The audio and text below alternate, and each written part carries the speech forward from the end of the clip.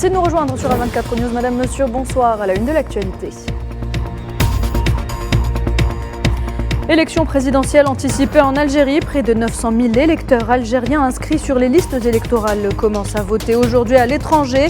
Ils auront jusqu'au 7 septembre, jour du scrutin en Algérie, pour voter en faveur du candidat de leur choix.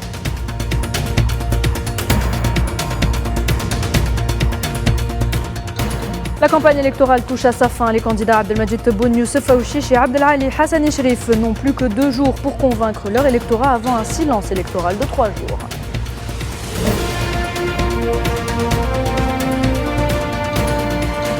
Génocide à Gaza, l'armée d'occupation sioniste commet de nouveaux massacres dans l'enclave palestinienne. Le bilan des victimes s'alourdit à 40 786 martyrs.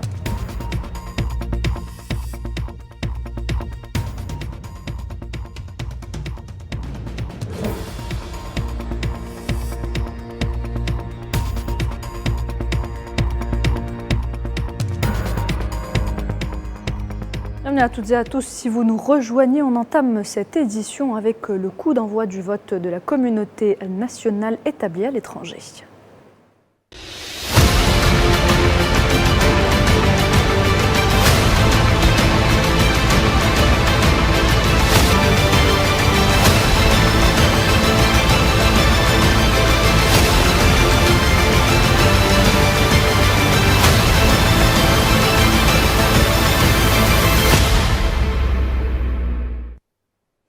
Début donc ce lundi matin du vote de la communauté nationale établie à l'étranger pour l'élection présidentielle anticipée du 7 septembre. Elle a eu lieu donc aujourd'hui. L'autorité nationale indépendante des élections a ouvert les bureaux de vote pour les Algériens résidant à l'étranger en prévision du scrutin anticipé du 7 septembre. Près de 900 000 électeurs algériens inscrits sur les listes électorales à l'étranger. Ils auront jusqu'à samedi prochain, jour du scrutin, ici en Algérie, pour voter en faveur du candidat de leur choix.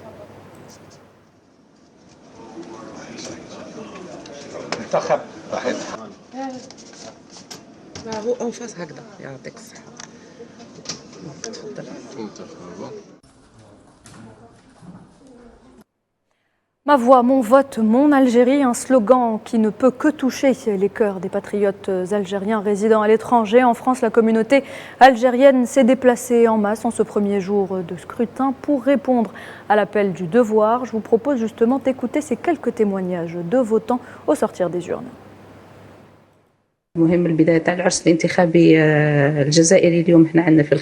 Le vote a débuté aujourd'hui et en tant que déléguée, je suis présente depuis 7 heures du matin dans le bureau. Et ce qui a attiré mon attention et m'a vraiment émue, c'est que dès 6h30, il y avait des vieux retraités qui ont fait le déplacement, heureux qu'ils puissent voter. Ils nous ont dit qu'ils sont venus accomplir leur devoir et faire entendre leur voix. J'ai posé la question à un vieux retraité algérien, pourquoi venir si tôt? Sa réponse était que ce vote lui faisait rappeler les années de résistance où il se levait tôt aussi et que sa présence ce matin est une façon de prouver son amour à l'Algérie.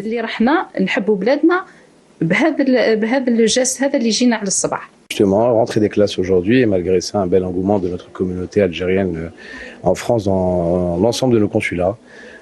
Ici à Nanterre, nous constatons justement du monde qui vient voter.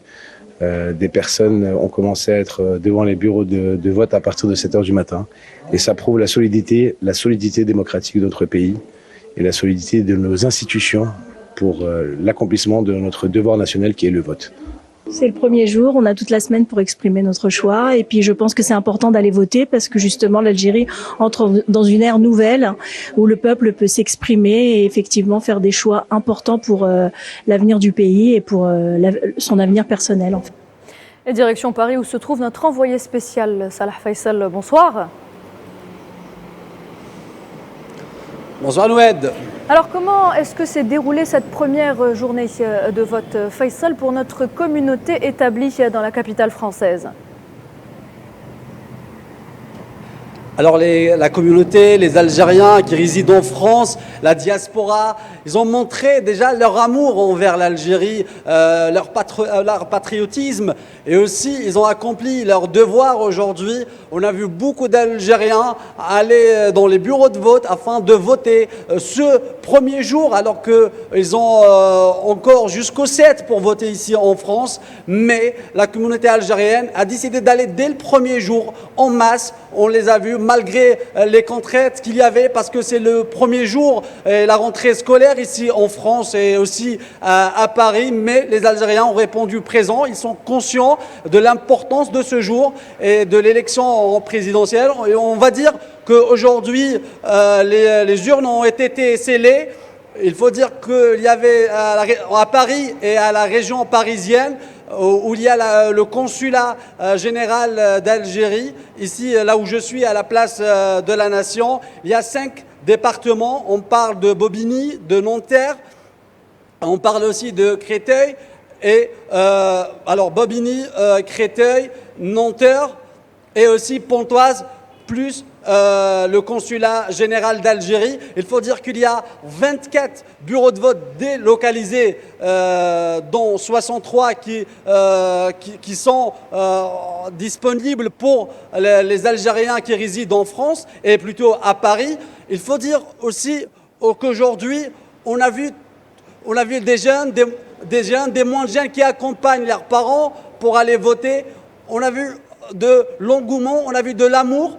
Et pour vous dire aussi, aujourd'hui, les Algériens pensent que l'Algérie nouvelle doit être solide et qu'elle est solide et qu'ils font partie du projet de l'Algérie. Très bien. Merci Faisal Salah. Je rappelle que vous êtes notre envoyé spécial à Paris. Nous aurons à revenir vers vous durant les prochains jours, donc le temps que cette élection se termine. Merci Faisal Salah. Alors il n'y a pas qu'en France que la communauté algérienne se mobilise pour ce rendez-vous électoral. C'est également le cas en Tunisie. Les 3 consulats d'Algérie dans le pays ont pris toutes les dispositions pour recevoir les électeurs à partir de ce lundi au niveau des différents bureaux de vote.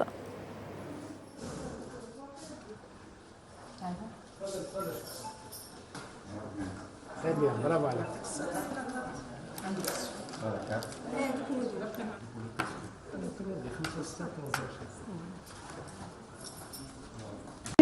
L'Algérie a de tout temps été au sommet. Et si Dieu le veut, beaucoup de choses seront améliorées. Et ils amélioreront le plus important. Je suis venu pour accomplir mon devoir électoral. L'Algérie est connue par sa richesse, sa puissance et son peuple. Même si elle reste le rêve de partis obscurs, l'Algérie est difficile à atteindre et elle le restera.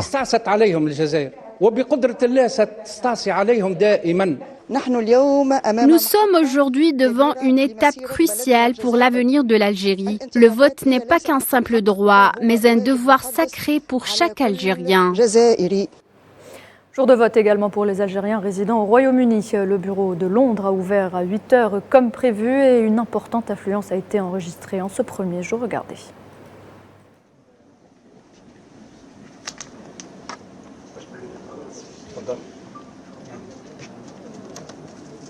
انتخب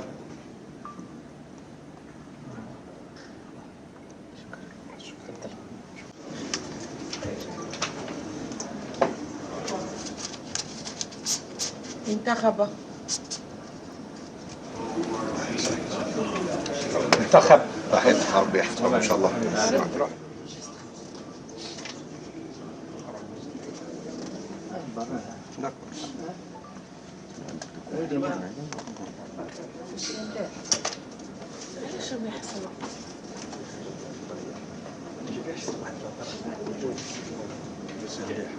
المصالح القنصلية واكبت ورافقت ممثل السلطة الوطنية المستقلة للانتخابات.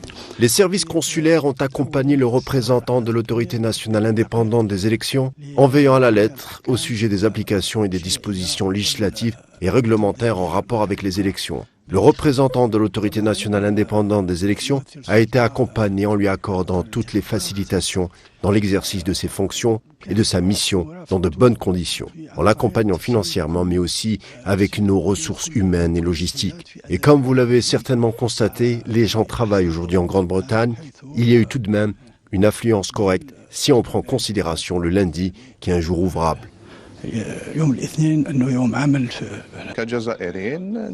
En tant qu'Algériens, on est venu accomplir notre devoir, car tout citoyen portant la nationalité algérienne a le devoir de voter, même si c'est pour mettre une enveloppe vide dans l'urne. Le plus important, c'est qu'il accomplisse son rôle en tant qu'Algérien dans les élections.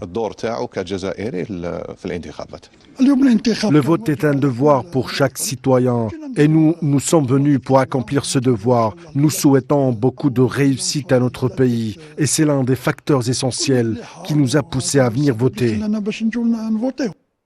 Idem pour ce qui est du scrutin en Turquie. Le consulat d'Algérie à Istanbul a commencé à accueillir les membres de la communauté algérienne dès 8h ce matin.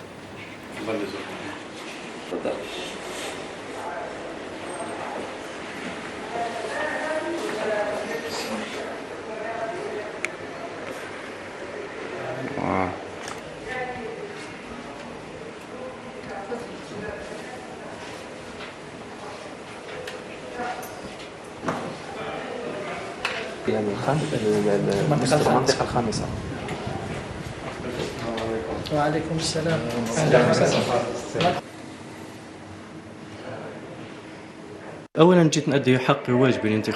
Je suis venu accomplir mon droit et mon devoir électoral que tous les Algériens doivent accomplir. La deuxième chose est que certains, quand ils quittent le pays, deviennent encore plus attachés à la patrie.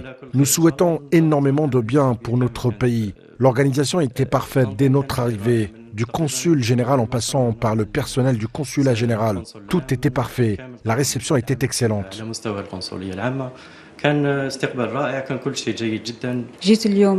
Je suis venu aujourd'hui en ce premier jour d'élection pour accomplir mon devoir envers la nation. Dieu merci, le processus se déroule dans de bonnes conditions. J'espère que tout citoyen résidant à l'intérieur ou à l'extérieur du pays puisse accomplir son devoir, car chaque voix compte. Je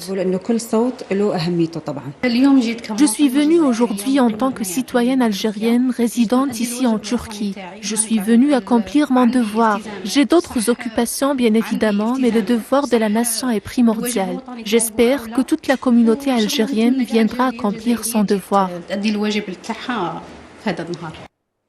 Les Algériens résidant au Moyen-Orient ont eux aussi commencé à voter ce lundi. Tout un dispositif électoral a été mis en place au Koweït pour l'accueil des votants en ce premier jour de scrutin.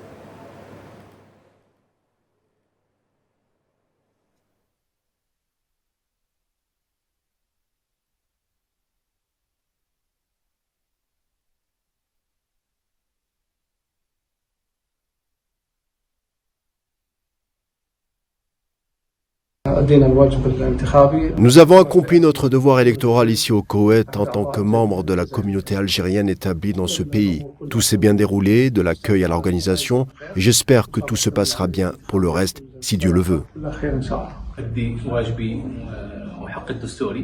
J'ai accompli mon devoir et mon devoir constitutionnel en tant que citoyen algérien. L'ambiance était bonne, nous remercions l'ambassade pour avoir mis tous les moyens et toutes les facilitations à notre disposition afin que l'accomplissement du devoir électoral se passe comme prévu. Et alors que le vote à l'étranger a donc débuté aujourd'hui, les 3 candidats à l'élection présidentielle continuent de sillonner le pays pour présenter leur programme et convaincre leur électorat avant le silence électoral obligatoire dès mercredi. Brahim Merad, directeur de la campagne électorale du candidat indépendant Abdelmadjid Tebboune, a animé 2 meetings à l'est du pays, d'abord à Sogaraz, puis à Galma. Il a souligné que le candidat indépendant accorde une importance particulière au développement économique dans divers secteurs. Pour répondre aux défis hydriques, 19 stations de dessalement d'eau de mer ont déjà été réalisées, avec la possibilité d'en augmenter le nombre si nécessaire. Par ailleurs, l'interconnexion de tous les barrages est prévue pour optimiser l'alimentation en eau. La sécurité alimentaire et énergétique demeure une priorité nécessitant une exploitation raisonnée des ressources afin de les utiliser de manière efficace dans d'autres secteurs, dira Brahim Merad. Ces principales opérations ont commencé par la bande de côtière qui consistait à construire plusieurs stations afin d'assurer cette ressource naturelle à tous les Algériens. Nous nous approchons des 19 stations. Il ne s'est pas arrêté là. À l'est, par exemple, peut-être pas sur la bande frontalière, mais du côté de Beni Haroun, Mila et dans d'autres régions, à l'image de Béjaïa et Jijel, il y a des barrages qui se remplissent et par crainte pour les gens qui habitent en dessous de ces barrages, ils les vident pour leur sécurité, alors qu'ils se sont remplis en un temps record. Et cela est inacceptable. C'est du gaspillage. Nous avons construit des barrages pour pouvoir en bénéficier. Ces barrages seront donc reliés à des gigantesques canaux de transfert.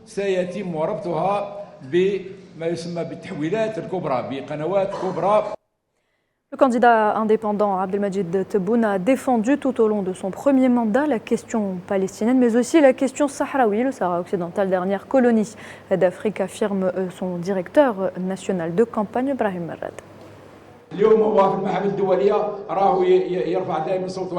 Aujourd'hui, dans tous les rendez-vous internationaux, il lève haut sa voix et avec force et courage. Il dit ce qu'il faut dire en soutien aux causes de la libération et en solidarité avec les deux causes principales dont on a fait deux causes algériennes.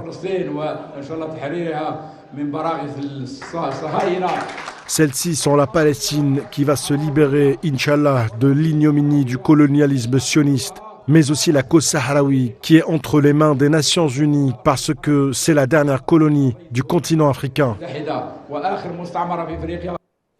De son côté, le candidat du MSP, Abdelali Hassani Cherif, a affirmé ce lundi depuis la wilaya de Batna que son projet politique visait à servir la patrie, préserver sa souveraineté et réaliser le développement, organisant une activité de proximité au centre-ville. À l'avant-dernier jour de cette campagne de la présidentielle, Hassani Cherif, qui était accompagné des militants du parti et de ses partisans, a souligné que la wilaya de Batna constituait la capitale des Aurès et la ville natale du père de la révolution de libération, le shahid Mustafa Ben Boulaïd, d'une wilaya historique à grande portée symbolique.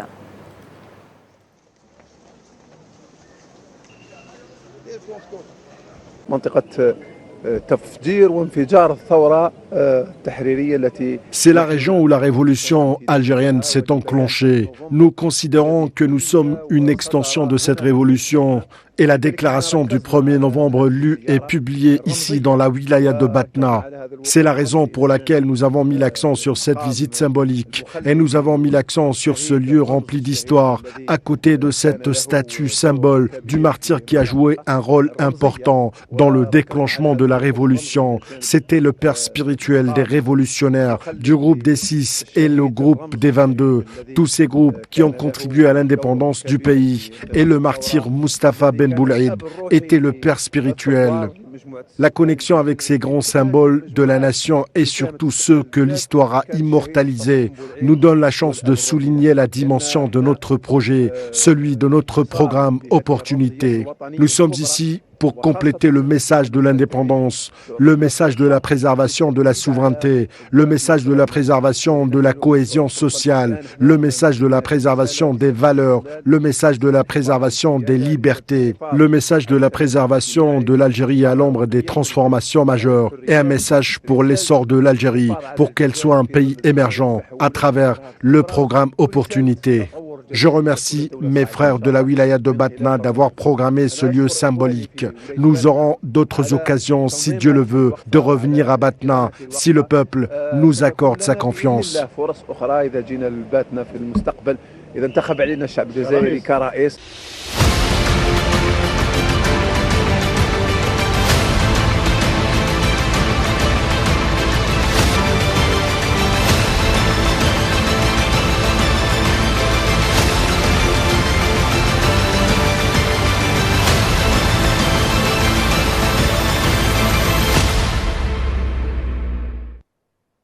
Voilà donc concernant l'élection présidentielle en Algérie. Autre élection présidentielle, cette fois-ci en Tunisie. L'instance supérieure indépendante pour les élections a annoncé ce lundi, au cours d'un point de presse, la liste définitive des candidats retenus à l'élection présidentielle du 6 octobre. Cette liste comprend Ayachi Zamel, le président sortant Qais Saïed et Zohair Marzaoui. L'instance a refusé l'intégration à la course électorale des candidats Mondar Zenaidi, Imad Daimi et Abdelatif Mekki, malgré les jugements rendus en leur faveur par la plénière générale juridictionnelle du tribunal administratif au terme de la phase de recours.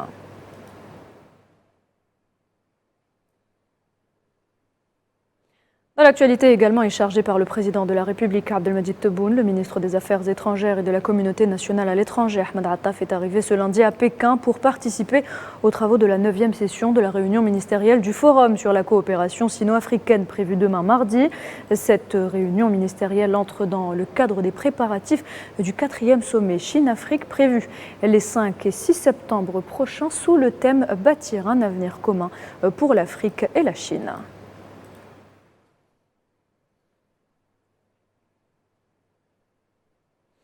Et puis on s'intéresse tout de suite à l'actualité en Palestine et plus précisément à Gaza.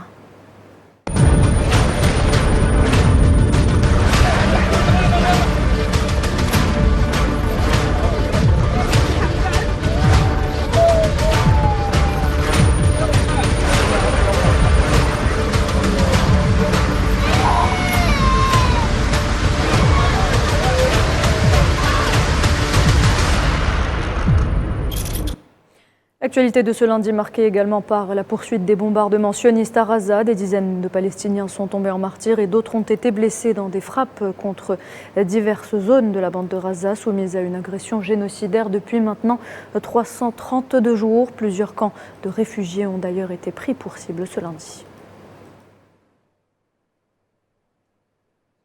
Au moins 3 personnes ont également été assassinées dans une frappe qui a ciblé une voiture dans la ville de Gaza. Des personnes ont été vues se rassemblant autour du véhicule en feu, tentant d'éteindre les flammes et aidant la défense civile à évacuer les victimes.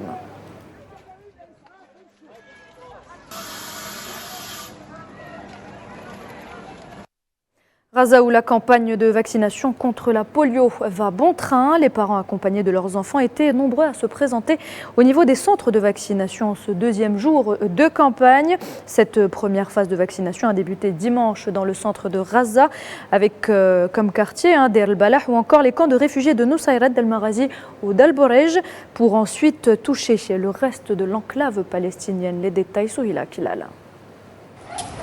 Avec ses 2 filles, dont une âgée de 5 mois, Wafa Abdelhadi parcourt des chemins escarpés au milieu des maisons ruines, direction le centre médical de Deir el-Balah pour vacciner ses enfants contre la polio. D'abord hésitante, cette mère de famille a fini par se résigner à vacciner ses 2 petites filles. Je suis heureuse d'avoir vacciné mes enfants contre la polio. J'espère que tous les enfants de Gaza seront vaccinés, non seulement contre la polio, mais contre d'autres maladies. Au début, j'avais peur que ce vaccin soit dangereux. Mais quand j'ai entendu que les enfants pouvaient contracter la polio, je me suis dit qu'il valait mieux les vacciner plutôt que de les laisser souffrir de complications à l'avenir. Ce deuxième jour de la première phase de vaccination qui a commencé dans le centre de l'enclave a été marqué par une forte affluence des parents soucieux de la santé de leurs enfants. Tous espèrent que ce vaccin administré par voie orale soit efficace contre l'épidémie de polio et surtout que tous les enfants de Gaza pourront en bénéficier. La vaccination est très importante pour les enfants. Elle permet de prévenir l'infection par le virus et de réduire le risque de contracter la polio.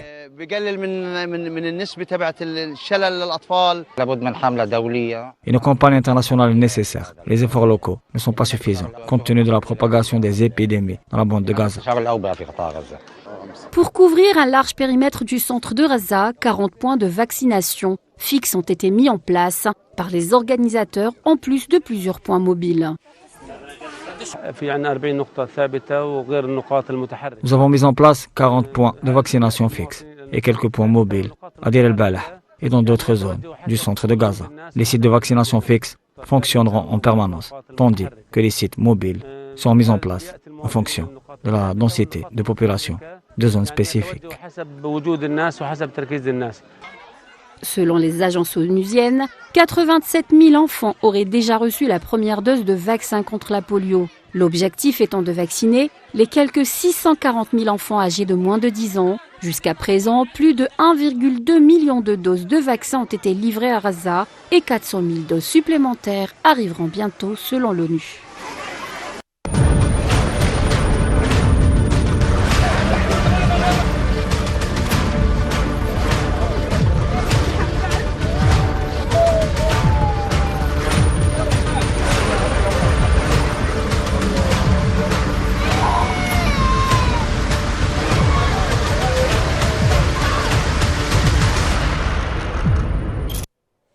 Tout autre chose à présent, le président russe Vladimir Poutine affirme que l'incursion de Kiev dans la région russe de Koursk n'arrêtera pas l'avancée de Moscou dans l'est de l'Ukraine et promet, je cite, de s'occuper de ces bandits qui ont pénétré sur le territoire de la Russie. Fin de citation.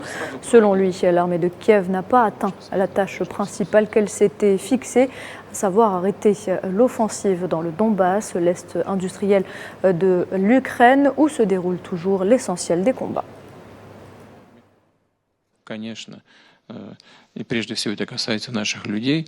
Cela concerne avant tout notre peuple. Les gens, surtout dans la région de Koursk, traversent des moments difficiles, mais la tâche principale que l'ennemi s'était fixée, arrêter notre offensive dans le Donbass. Ils ne l'ont pas accompli. De plus, il ne s'agit plus d'avancer de 200 ou 300 mètres. Nous n'avons pas connu un tel rythme d'avancée dans le Donbass depuis longtemps.